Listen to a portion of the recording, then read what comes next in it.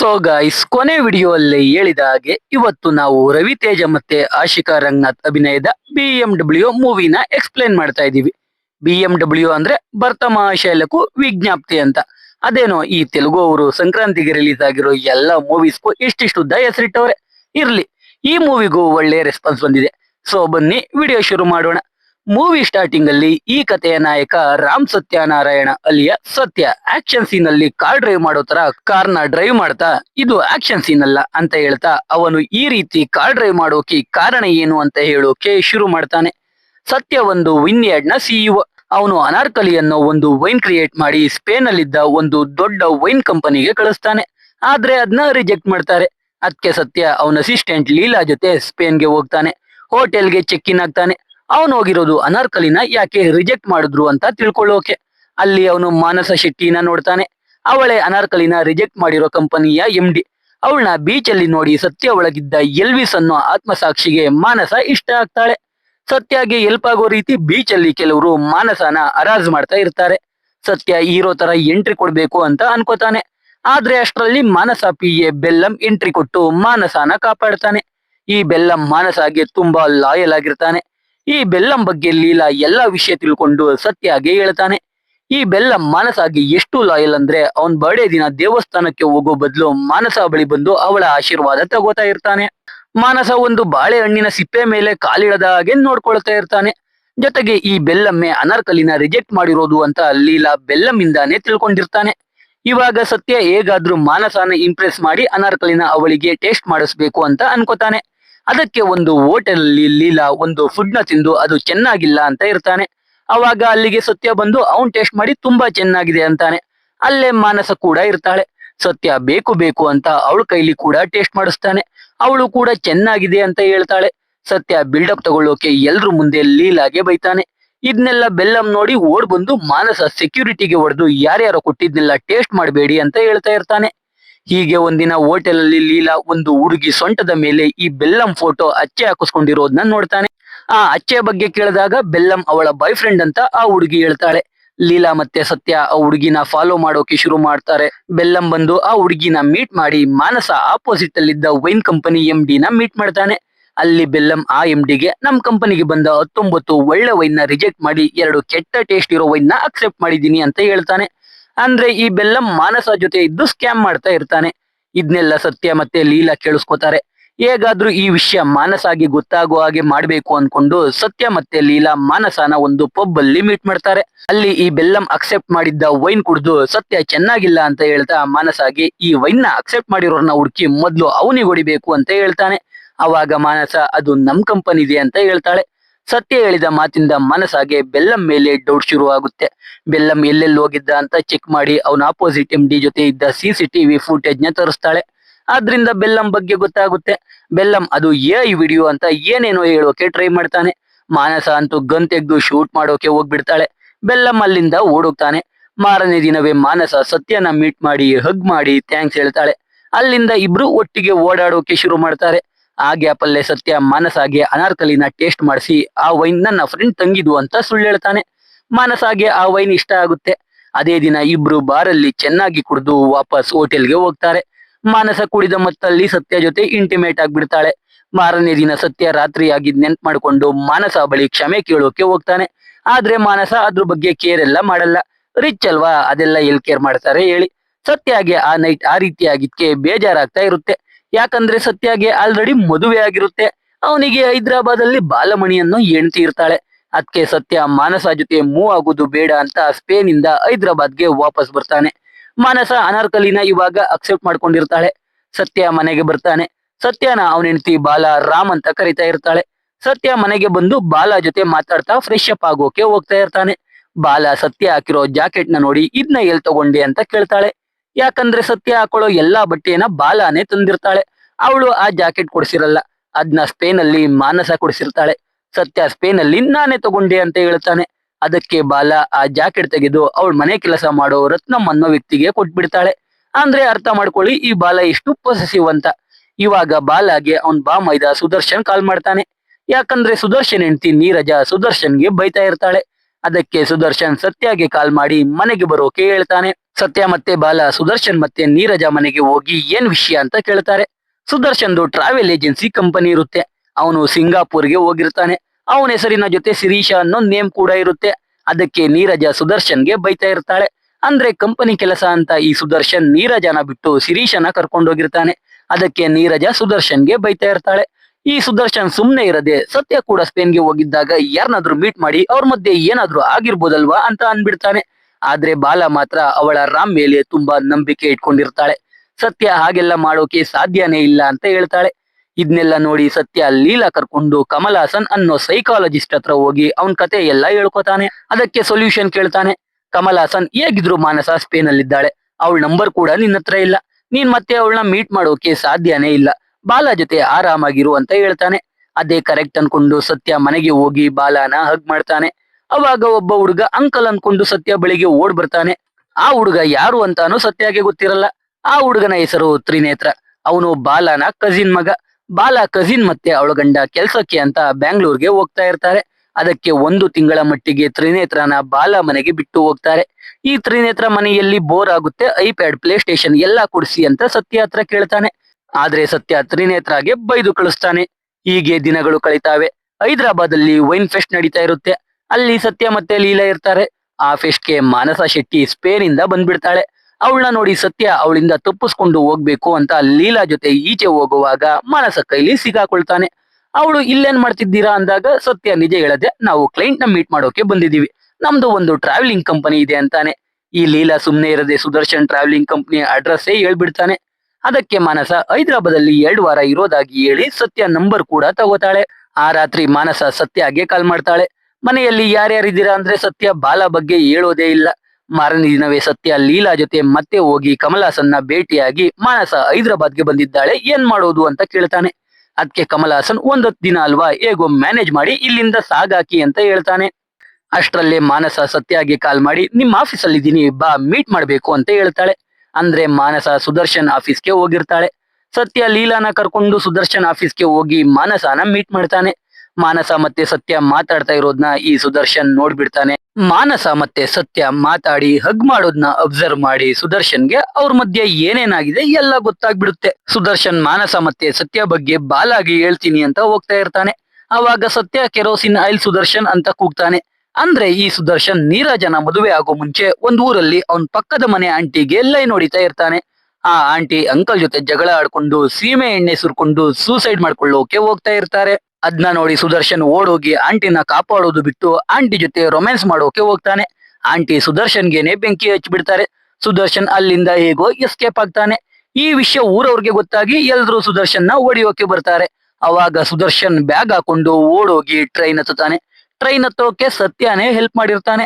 ಅದಕ್ಕೆ ಈ ಸುದರ್ಶನ್ ಮುಂದೆ ಯಾವಾಗ್ಲಾದ್ರೂ ನಾನು ನಿಮ್ ಸಹಾಯ ಮರ್ತೋಗಿದ್ರೆ ನನ್ಗೆ ಹೊಡೆದು ಇದನ್ನ ನೆನಪು ಮಾಡಿ ಅಂತ ಹೇಳಿರ್ತಾನೆ. ಅದಕ್ಕೆ ಸತ್ಯ ಇವಾಗ ಸುದರ್ಶನ್ ಕೆನ್ನೆಗೆ ಹೊಡೆದು ಇದನ್ನ ನೆನಪು ಮಾಡ್ತಾನೆ. ಅದಕ್ಕೆ ಸುದರ್ಶನ್ ಸೈಲೆಂಟ್ ಆಗಿ ಇವಾಗ ನಾನು ಏನ್ ಮಾಡ್ಲಿ ಅಂತಾನೆ. ಸತ್ಯ ಮಾನಸನ ಮ್ಯಾನೇಜ್ ಮಾಡೋಕೆ ಸಹಾಯ ಮಾಡು ಅಂತ ಹೇಳ್ತಾನೆ. ಮಾರನೇ ದಿನ ಮಾನಸ ಸತ್ಯ ಕರ್ಕೊಂಡು ಒಂದು ಮಾಲ್ಗೆ ಶಾಪಿಂಗ್ಗೆ ಹೋಗ್ತಾಳೆ. ಲೀಲಾ ಮತ್ತೆ ಸುದರ್ಶನ್ ಕಾರ್ ಪಾರ್ಕ್ ಮಾಡ್ತಾ ಇರ್ತಾರೆ.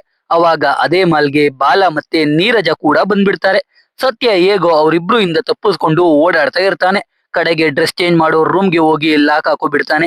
ಅಲ್ಲಿಗೆ ಮಾನಸ ಬಂದು ಸತ್ಯ ಅಂತ ಕೂಗ್ತಾ ಇರ್ತಾಳೆ. ಅಲ್ಲೇ ಬಾಲ ಕೂಡ ಇರ್ತಾಳೆ. ಆದ್ರೆ ಅವಳಿಗೆ ಅದು ಅವಳ ರಾಮೆ ಅಂತ ಗೊತ್ತಾಗಲ್ಲ.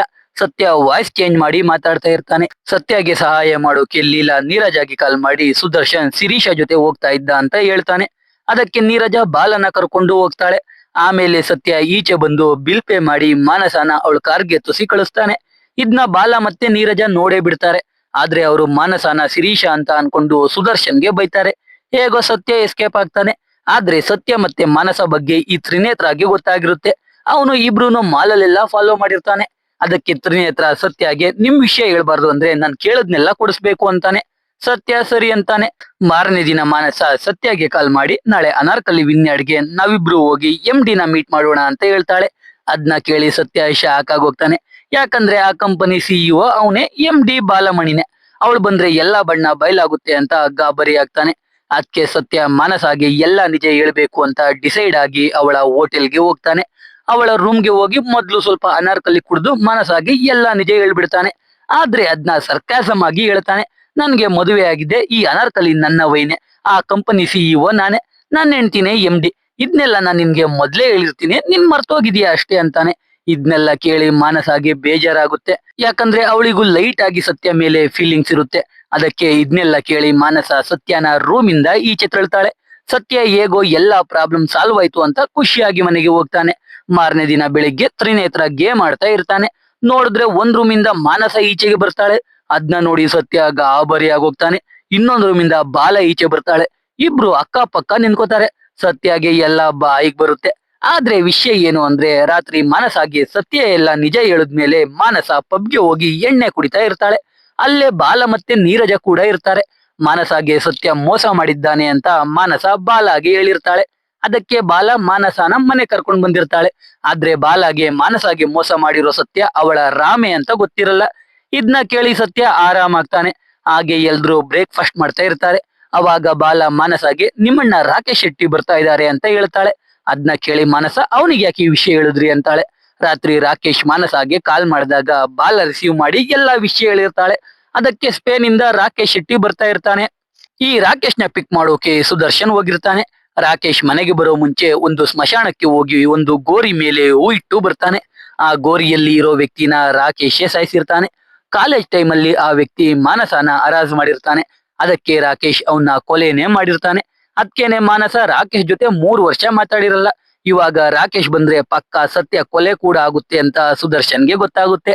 ರಾಕೇಶ್ ಸತ್ಯ ಮನೆಗೆ ಬಂದು ಮೊದಲು ಬಾಲಾಗೆ ಥ್ಯಾಂಕ್ಸ್ ಹೇಳಿ ಮಾನಸ ಹತ್ರ ಹೋಗಿ ಆ ಸತ್ಯ ಯಾರು ಅಂತ ಕನ್ನಡದಲ್ಲಿ ಕೇಳ್ತಾ ಇರ್ತಾನೆ. ಅವರಿಬ್ರು ಕನ್ನಡದಲ್ಲಿ ಮಾತಾಡ್ತಾ ಇದ್ದಿದ್ದು ಸತ್ಯಗೆ ಅರ್ಥ ಆಗದೆ ಅವನು ರಿಷಬ್ ಶೆಟ್ಟಿ, ರಕ್ಷಿ ಶೆಟ್ಟಿ, KGF, ಕಾಂತಾರ, RCB ಅಂತ ಏನೇನೋ ಹೇಳ್ತಾ ಇರ್ತಾನೆ. ಕಡೆಗೆ ಮಾನಸ ಸತ್ಯ ಯಾರು ಅಂತ ಹೇಳಲ್ಲ. ಅವಳು ಹೋಟೆಲ್ಗೆ ಹೋಗ್ಬಿಡ್ತಾಳೆ. ರಾಕೇಶ್ ಅವನೇ ಈ ಸತ್ಯ ಯಾರು ಅಂತ ಹುಡುಕಿ ಕೊಲೆ ಮಾಡ್ತೀನಿ ಅಂತ ಹೇಳ್ತಾನೆ. ಬಾಲ ಕೂಡ ಸತ್ಯನ ಹುಡುಕೋಕೆ ಸಹಾಯ ಮಾಡ್ತೀನಿ ಅಂತಾಳೆ. ಸತ್ಯ ಹೋಗಿ ಮಾನಸನ ಭೇಟಿಯಾಗಿ ರಾಕೇಶ್ಗೆ ಅವನೇ ಸತ್ಯ ಅಂತ ಹೇಳದೆ ಇದ್ದಿದ್ಕೆ ಥ್ಯಾಂಕ್ಸ್ ಅಂತ ಹೇಳ್ತಾನೆ. ಅದಕ್ಕೆ ಮಾನಸ, ನೀನು ಮದುವೆ ಆಗಿದ್ರು ನನ್ ಜೊತೆ ನೈಟ್ ಸ್ಪೆಂಡ್ ಮಾಡ್ದಲ್ಲ, ಅವಾಗ ಬಾಲ ಜೊತೆ ಕನೆಕ್ಷನ್ ಇಲ್ದೆ ಇದ್ದಿದ್ಕೆ ಅಲ್ವಾ ನೈಟ್ ಸ್ಪೆಂಡ್ ಮಾಡಿದ್ದು, ಇಲ್ಲ ನಿನ್ಗೆ ಗೊತ್ತಿದ್ದು ನೈಟ್ ಸ್ಪೆಂಡ್ ಮಾಡ್ದ ಅಂತ ಕೇಳ್ತಾಳೆ. ನಿನ್ಗೆ ಬಾಲ ಬೇಡ ಅಂದ್ರೆ ನನ್ ಜೊತೆ ಸ್ಪೇನ್ಗೆ ಬಾ, ಇಲ್ಲ ನಿನ್ಗೆ ಬಾಲಾನೇ ಬೇಕು ಅಂದ್ರೆ ಅವಳಿಗೆ ನಾನು ನೀನೇ ಸತ್ಯ ಅಂತ ಹೇಳ್ತೀನಿ ಅಂತ ಎದುರಿಸ್ತಾಳೆ. ಪಾಪ ಸತ್ಯ ಗಾಬರಿ ಆಗೋಗ್ತಾನೆ. ಇನ್ನ 5 days ಅಲ್ಲಿ ತೀರ್ಮಾನ ಮಾಡುವಂತ ಮಾನಸ ಹೇಳ್ತಾಳೆ. ಸತ್ಯ ಬೇಜಾರಲ್ಲಿ ಮನೆಗೆ ಹೋಗ್ತಾನೆ. ಈ ತ್ರಿನೇತ್ರ ಅಂತೂ ಸತ್ಯನ ಹಿಡ್ಕೊಂಡು ಅವನಿಗೆ ಬೇಕಿರೋ ಐಟಮ್ಸ್ ಎಲ್ಲ ತೆಗೆಸ್ಕೊಳ್ತಾ ಇರ್ತಾನೆ. ಹಾಗೆ ತ್ರಿನೇತ್ರ ಮತ್ತೆ ಸತ್ಯ ಸೋಫಾ ಮೇಲೆ ಕೂತಿದ್ದಾಗ ಮಾನಸ ಕಾಲ್ ಮಾಡ್ತಾಳೆ. ಬಾಲ ಸತ್ಯಗೆ ನಿನ್ಗೆ ಅವಳ ನಂಬರ್ ಸಿಕ್ತು ಅಂತ ಕ್ವಶನ್ ಮೇಲೆ ಕ್ವಶನ್ ಕೇಳ್ತಾ ಇರ್ತಾಳೆ. ನೋಡಿದ್ರೆ ಅದು ಬಾಲ ಮೊಬೈಲೇ ಆಗಿರುತ್ತೆ. ಬಾಲ ಮಾನಸ ಜೊತೆ ಮಾತಾಡ್ತಾ ಮಾನಸನ ಅವರ ವಿನ್ಯಾಡ್ಗೆ ಕರ್ಕೊಂಡು ಹೋಗ್ತಾಳೆ. ಅಲ್ಲಿ ರತ್ನಂ ಮಾನಸಾಗೆ ಕಾಫಿ ತಂದ್ಕೊಡ್ತಾನೆ. ಅವಾಗ ಬಾಲ ರತ್ನಂಗೆ ಜಾಕೆಟ್ ಕೊಟ್ಟಿರ್ತಾಳಲ್ಲ, ಅದನ್ನ ಮಾನಸ ನೋಡಿ ಬೇಜಾರಾಗ್ತಾಳೆ. ಈ ಕಡೆ ರಾಕೇಶ್ ಆ ಸತ್ಯ ಯಾರು ಅಂತ ತಿಳ್ಕೊಳ್ಳೋಕೆ ಮಾನಸ ಇರೋ ಹೋಟೆಲ್ಗೆ ಹೋಗ್ತಾನೆ. ಆದ್ರೆ ಪೊಲೀಸರಿಗೆ ಮಾತ್ರ CCTV ತೋರ್ಸೋದು. ಅದಕ್ಕೆ ರಾಕೇಶ್ ಆ ಹೋಟೆಲ್ನೇ ಬೈ ಮಾಡ್ತಾನೆ. ಇವಾಗ ರಾಕೇಶ್ ಆ ಹೋಟೆಲ್ನ ಓನರ್, ಅವನ್ ಏನ್ ಬೇಕಾದ್ರೂ ಆಕ್ಸೆಸ್ ಮಾಡಬಹುದು. ಆ ಹೋಟೆಲ್ಗೆ ರಾಕೇಶ್ ಬಾಲ ಮತ್ತೆ ಸತ್ಯನು ಕರೆಸ್ತಾನೆ. ಎಲ್ರು ಒಂದ್ ರೂಮ್ ಅಲ್ಲಿ ಕೂತ್ಕೊಂಡು CCTV ರೆಕಾರ್ಡಿಂಗ್ಸ್ ನೋಡ್ತಾ ಇರ್ತಾರೆ. ಸತ್ಯ ಎಸ್ಕೇಪ್ ಆಗೋಕೆ ಪ್ಲಾನ್ ಮಾಡಿ ಲೀಲಾ ಕೈಲಿ ಪವರ್ ಆಫ್ ಮಾಡಿಸ್ತಾನೆ. ಆದ್ರೆ ಜನರೇಟರ್ ಆನ್ ಆಗ್ಬಿಡುತ್ತೆ. CCTV ಫೂಟೇಜ್ ಅಲ್ಲಿ ಸತ್ಯ ಇರೋದನ್ನ ಎಲ್ರು ಅಬ್ಸರ್ವ್ ಮಾಡ್ತಾರೆ. ಸತ್ಯ ಯಾರೋ ಕ್ಲೈಂಟ್ ನ ಮೀಟ್ ಮಾಡೋಕೆ ಬಂದಿದ್ದೆ ಅಂತ ಸುಳ್ಳು ಹೇಳ್ತಾನೆ. ಅಷ್ಟರಲ್ಲಿ ಸುದರ್ಶನ್ ಜನರೇಟರ್ಗೆ ಸಕ್ಕರೆ ಸುರಿದು ಅದು ಆಫ್ ಆಗೋ ಹಾಗೆ ಮಾಡ್ತಾನೆ. ಅಷ್ಟರಲ್ಲಿ ಅಲ್ಲಿಗೆ ಸೆಕ್ಯೂರಿಟಿ ಬಂದು ಪವರ್ ಆನ್ ಮಾಡ್ಬಿಡ್ತಾನೆ. ಇವಾಗ ಸತ್ಯ ಪ್ಲಾನ್ ಬಿ ಆಕ್ಟಿವೇಟ್ ಮಾಡ್ತಾನೆ. ಈ ಸೈಕಾಲಜಿಸ್ಟ್ ಕಮಲ್ ಹಾಸನ್ನ ಲೈವ್ ಅಲ್ಲಿ ಮಾನಸ ರೂಮ್ಗೆ ಕಳಿಸ್ತಾರೆ. ರಾಕೇಶ್ಗೆ ಕಮಲ್ ಹಾಸನ್ ಹೋಗ್ತಾ ಇರೋದನ್ನ ಸತ್ಯ ತೋರಿಸಿ ರಾಕೇಶ್ನ ಮಾನಸ ರೂಮ್ ಕಡೆ ಕರ್ಕೊಂಡ್ ಬರ್ತಾನೆ. ಕಮಲ್ ಹಾಸನ್ ಮಾನಸ ಜೊತೆ ಏನೇನೋ ಮಾತಾಡ್ತಾ ಇರ್ತಾನೆ. ಅವಾಗ ರಾಕೇಶ್ನ ಹೊಡಿಬೇಕು ಅಂತ ಯಾವ್ದೋ ಗ್ಯಾಂಗ್ ಬಂದ್ಬಿಡುತ್ತೆ. ಅವ್ರನ್ನ ನೋಡಿ ಕಮಲ್ ಹಾಸನ್ ಮಾನಸ ರೂಮ್ ಒಳಗೆ ಹೋಗ್ಬಿಡ್ತಾನೆ. ಅಷ್ಟರಲ್ಲಿ ಅಲ್ಲಿಗೆ ಸತ್ಯ ಮತ್ತೆ ರಾಕೇಶ್ ಬಂದು ಆ ಗ್ಯಾಂಗ್ ನ ಹೊಡೆದು ಓಡಿಸ್ತಾರೆ. ಆಮೇಲೆ ಮಾನಸ ರೂಮ್ಗೆ ಹೋಗ್ತಾರೆ. ಕಮಲ್ ಹಾಸನ್ ನೋಡಿ ಇವನು ಮಾನಸಗೆ ಮೋಸ ಮಾಡಿರೋಕೆ ಸಾಧ್ಯ ಇಲ್ಲ ಅಂತ ಗೊತ್ತಾಗುತ್ತೆ.